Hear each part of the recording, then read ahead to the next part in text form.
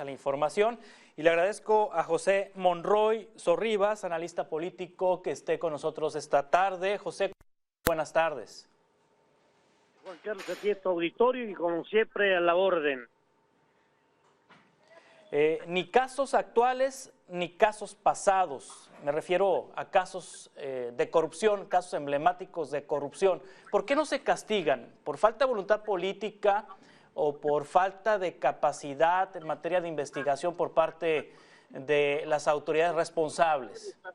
Yo me iría por la primera, Juan Carlos. Mira, me parece primero, aunque es un tema discutible sociológico, antropológicamente, filosóficamente, pero yo sí tengo la impresión que el tema de la corrupción es un asunto endémico, es un asunto sistémico, anda en el ADN de los mexicanos en ciertos niveles y en ciertos estratos.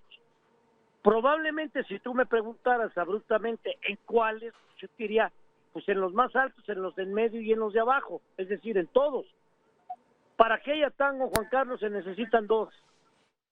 Si un agente de tránsito a mí me insinúa que para no ir al corralón me facilita todo el proceso administrativo con un billete de 200 pesos y yo acepto, pues ahí se cierra la mancuerna de esto que es verdaderamente ahora sí ya un problema grave, que es el tema de corrupción. Porque aquí es, por un lado, voluntad política, pero por el otro lado también eficacia y eficiencia del sistema encargado de cuidar e impartir la justicia. Pero yo te haré una pregunta. ¿Qué de veras hay mexicanos de primera, de segunda y de tercera? Unos que son inmunes y están vacunados para no pagar impuestos, para ser exentos de una prisión y tratarlos, a ver, tramposamente en un hospital o en una prisión domiciliaria. Ahí nos damos cuenta, Carlos, que el tema tiene muchas aristas.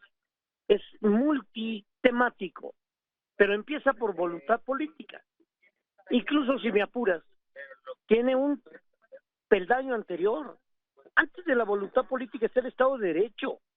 A mí no me importa si eres el compadre del presidente o el hermano del presidente o Pío o el otro encargado de la protección civil o si eres el operador del Güero Velasco o sí,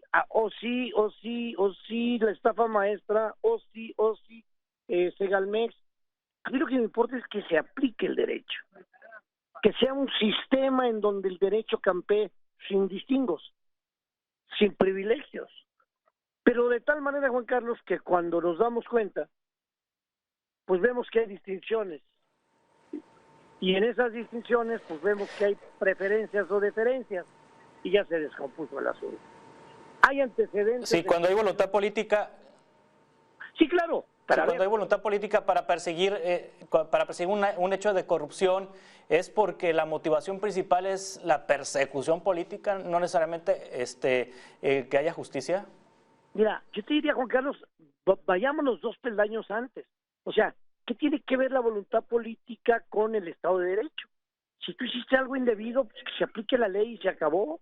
Yo ahora que oí el argumento con el cual liberaron a Pío, el hermano de López, con la evidencia de estar tomando sobres de dinero del joven David, que después fue el jefe de Protección Civil, dinero que le daba el gobernador de Chiapas, hoy senador del Verde, el Güero Velasco. El argumento, Juan Carlos, fue verdaderamente ignominioso.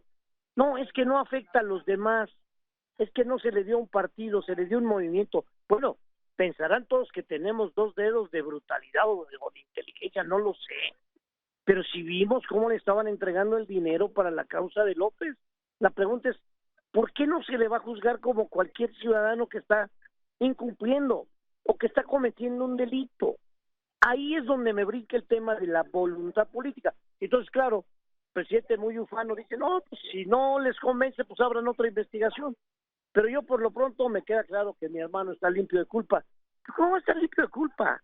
Pero también Lozoya, y también Ovalle, y el que le quieras ver, y también Ruiz Esparza, y también la torre de Felipe Calderón con el Milenio. O sea, para donde volteemos, Juan Carlos, el problema grave es que encontramos esquinas de corrupción en donde ha pasado por alto la aplicación del derecho. de la ley, de la justicia. El que la hace, que la pague. Donde no medie la voluntad política, porque entonces ya entras a otra mesa, Juan Carlos. Es una mesa de negociación. Sí. Verbigracia, pues el joven Alito, presidente del PRI, ¿no? No, yo no voy a votar y no sé cuánto y mi bancada. Y en una sola noche cambió de opinión. Las malas lenguas dicen pues, que le sacaron un expediente de la mamá y el otro expediente de él. Y entonces dijo, pues, entonces sí, siempre voto. Si vamos a ese juego, Juan Carlos, el juego es interminable. La espiral nos lleva al precipicio.